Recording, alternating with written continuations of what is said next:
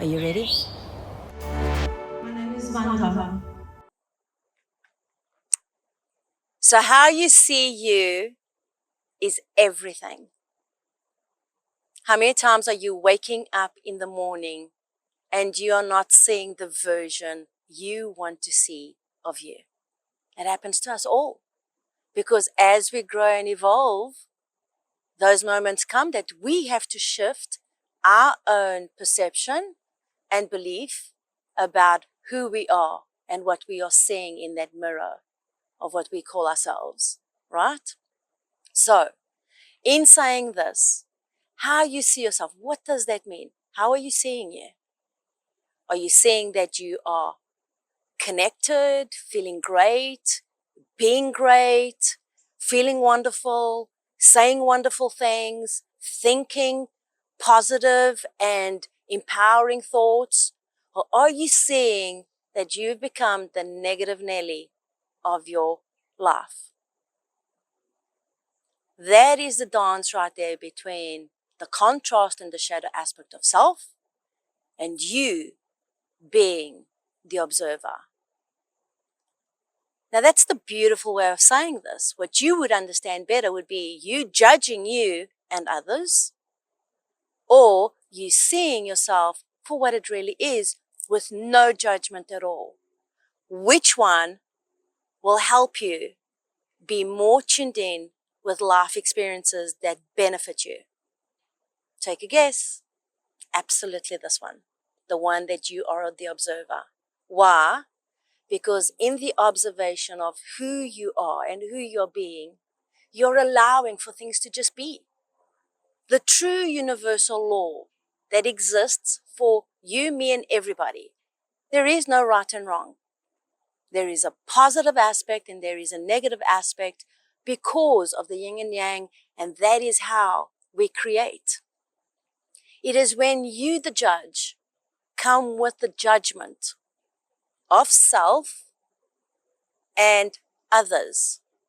That's when this energy starts getting sparky and distorted, that you get warped in the idea of this needs to be done this way, and you've become the judge.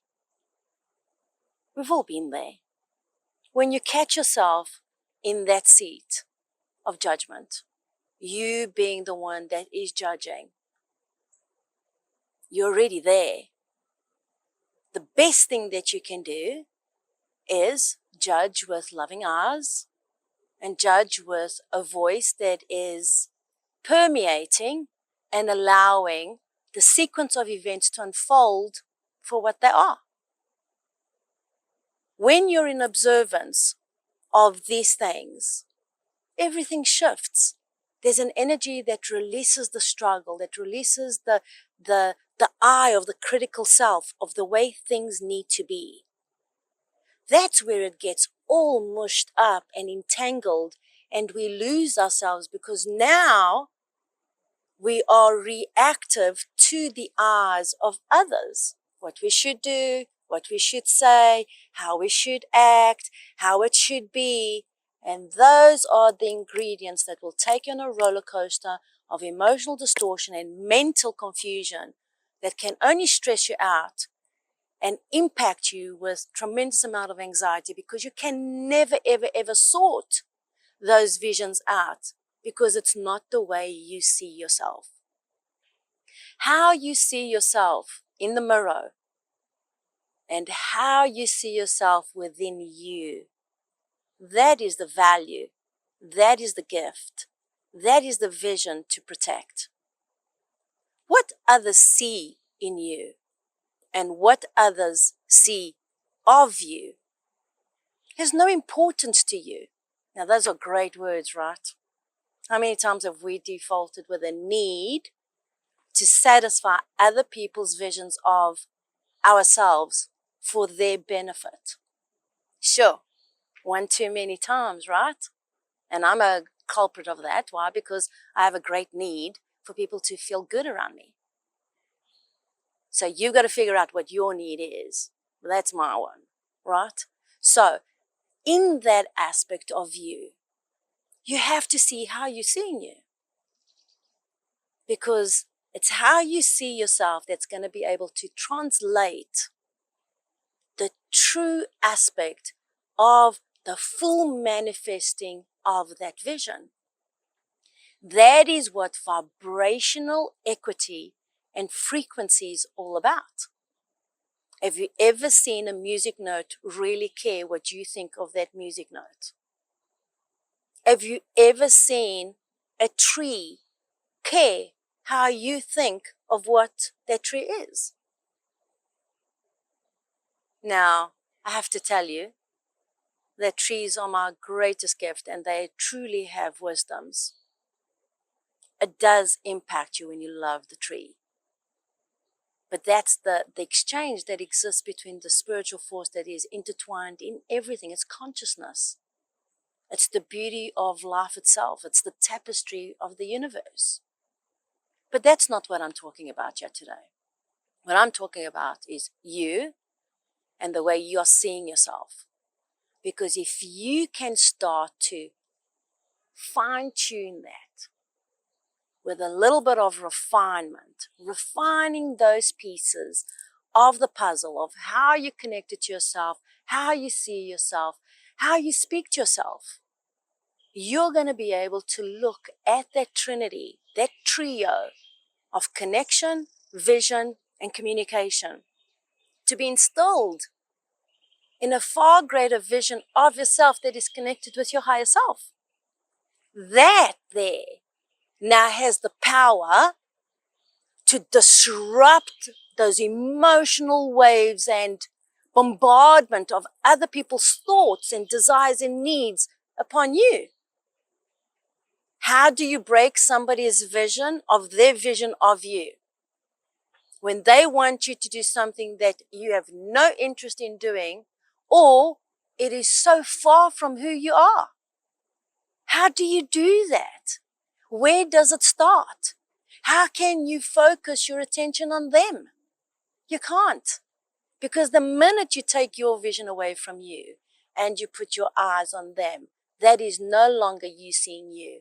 That is now a very fine line between observation and judgment. And the minute you think they're wrong, guess what? You're judging. That's how quick that's how quick it is. It's like skating on very thin ice. Is it worth it? For some, it might be. And I see a lot of people getting a lot of energy from it, but it's false energy. It cannot go any further. That energy can only lead to now gossiping and treading on other emotional turbulences and energies that go create from a discharged negative place. And of course it has to show up back up there. So when you get this reflection of somebody else's view about who they see in you, oh, this is where you've got to be able to know who you are and know how to still that. Use your personal superpower to go, that's not who I am. This is who I am. And this is who knows who I am. That is a job right there. But if you can do that, you will change the quality of your inner state of being. You will reduce your stress. You will reduce the amount of energy that is expended to going outwards in a way that really cannot contribute to anything that enriches anyone's life. The ability of you seeing yourself in a positive frame, from a space that makes you feel good, from a space that supports your inner well-being, you, of course, understanding that you are the creator of everything in your life, changes everything, all right? You being able to see yourself as the creator, well, that now is everything there, because how are you seeing you? Do you see yourself being the judge of others and what they can do, if they're doing it right or if they're doing it wrong? Or are you being just a simple observer and allowing everybody to do their own thing? You need to know who you are at this point so that you can allow yourself to be the observer. And when you catch yourself being the judge, don't try and delete that. You're already there. Now you've got to ride the wave. Oh, I caught myself being the judge. I am judging you. Well, if I am judging you, then let me judge you with loving eyes. And let me judge you through eyes that can see you through who I want to be. That is the power of recognizing your power and your true essence of who you are. Because at the end of the day, there is no right and wrong. They are all experiences. It's how we see ourselves in those wrongdoings or in those right doings by the beliefs that we hold within ourselves. That's a big one.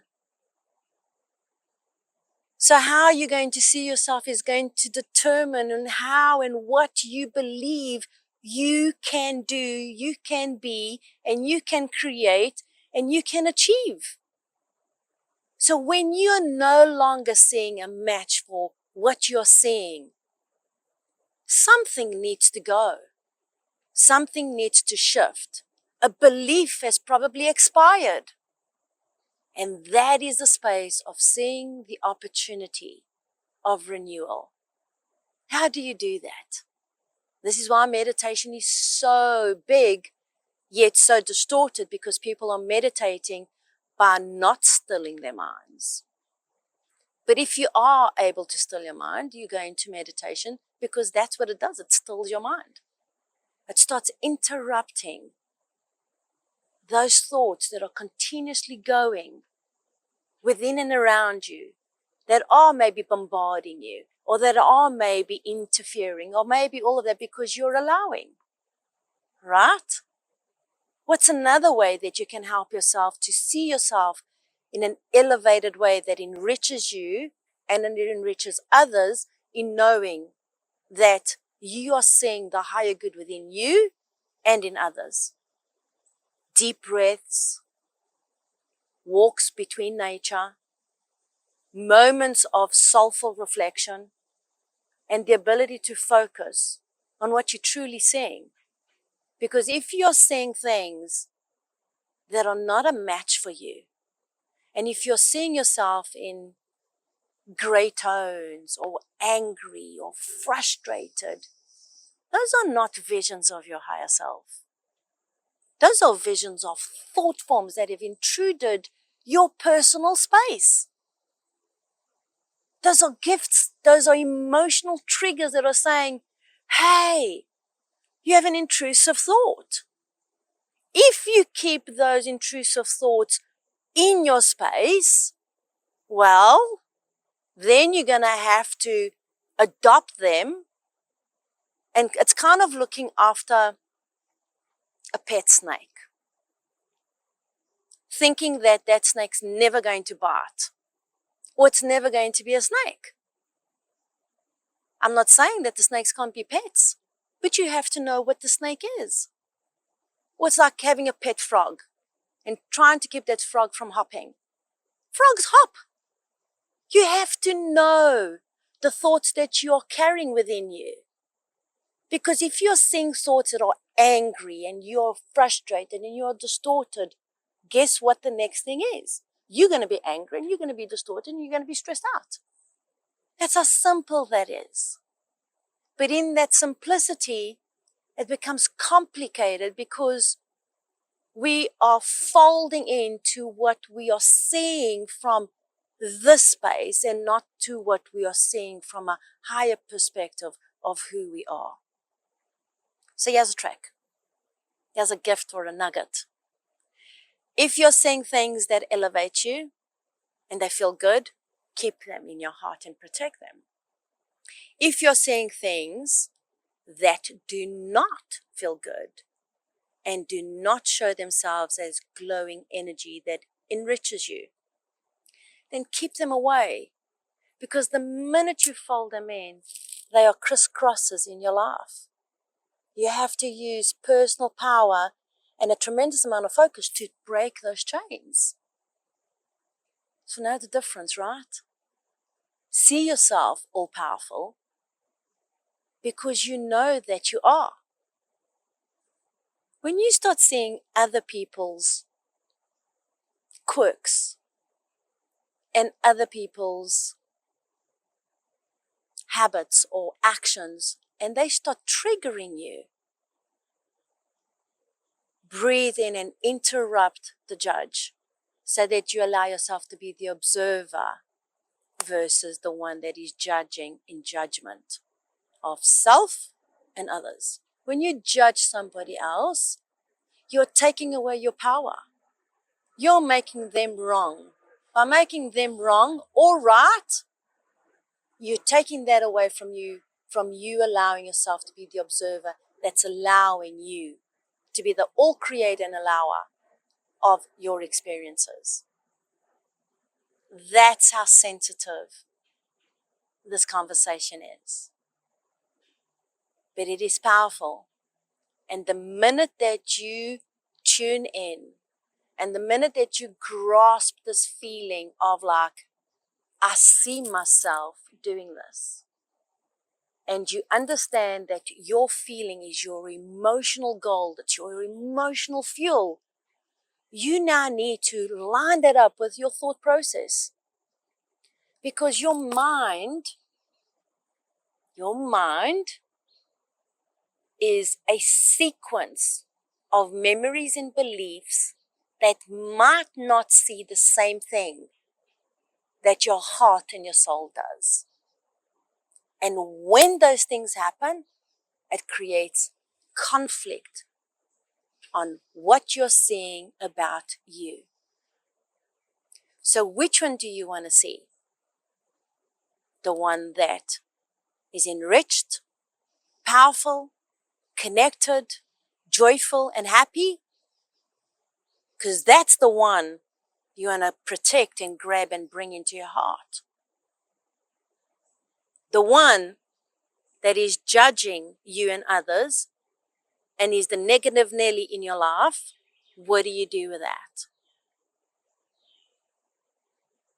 For some it would be ignore it and it will go away. The truth is that if it is there and it's a habit, you're going to have to stay focused on the observer and more the positive versus the one that is judging. So remember, if you catch yourself in that space, loving eyes, loving words, and loving kind actions have the power to transform anything and everything as quickly as a click of your finger. So be the observer. See yourself as the grand master that you are. See yourself with kind, loving eyes and know that every contrast and every experience is so powerful as it's banked in the memory of your soul. It's all worth it. So stay peaceful, stay kind, and stay observant so that you're allowing these experiences to truly enrich your life. Okay?